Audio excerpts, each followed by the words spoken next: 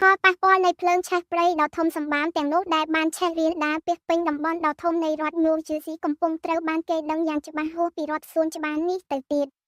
ភ្លើងនេះត្រូវបានគ្រប់គ្រងបាន50%ហើយ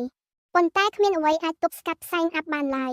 សូមមើលវាចុះវាកំពុងបក់បោកគ្រប់ដណ្ដប់លើតំបន់ទីក្រុងដែលមានប្រជាជនរស់នៅច្រើនជាងគេបំផុតនៅអាមេរិកគឺទីក្រុងញូវយ៉កការជូនដំណឹងអំពីគុណភាពខ្យល់មិនល្អកំពុងមានសុពលភាពរហូតដល់ពាក់កណ្ដាលអត្រាយប់នេះអ្នកឧតុនិយម WCBA លោក John Elliott តាផ្សែងនេះកំពុងទៅណាមិត្តរបស់ខ្ញុំចម្លើយគឺវាកំពុងបក់តាមខ្យល់ការព្យាករណ៍ខ្លះបង្ហាញថាផ្សែងខ្លះពីភ្លើងឆេះព្រៃដែលនៅចម្ងាយរាប់រយគីឡូម៉ែត្រកំពុងទៅដល់ទីក្រុងញូវយ៉កខ្ញុំកំពុងឈរនៅ Times Square ចំកណ្ដាល Manhattan ហើយពិតជាមានអាប់នៅក្នុងខ្យល់ហើយវាបានរំលឹកមនុស្សជាច្រើនអំពីពន្លឺពណ៌ទឹកក្រូចចម្លែកដែលបានគ្របដណ្ដប់ទីក្រុងកាលពី2ឆ្នាំមុនដែលបណ្ដាលឲ្យផ្ទៃមេឃប្រែពណ៌ទឹកក្រូចនោះគឺជាលទ្ធផលនៃភ្លើងឆេះព្រៃនៅកាណាដាវីដេអូ Time Lapse នេះបង្ហាញពីផ្ទៃមេឃប្រែពណ៌ទឹកក្រូចយ៉ាងជ្រៅក្នុងរយៈពេល2ម៉ោងពិតជាអស្ចារ្យណាស់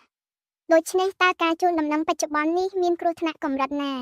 មនុស្សដែលមានជំងឺសួតដូចជាជំងឺស្ទះសួតរ៉ាំរ៉ៃឬជំងឺហឺតឬជំងឺសួតផ្សេងទៀតពួកគេគួរតែប្រុងប្រយ័ត្នខ្លាំង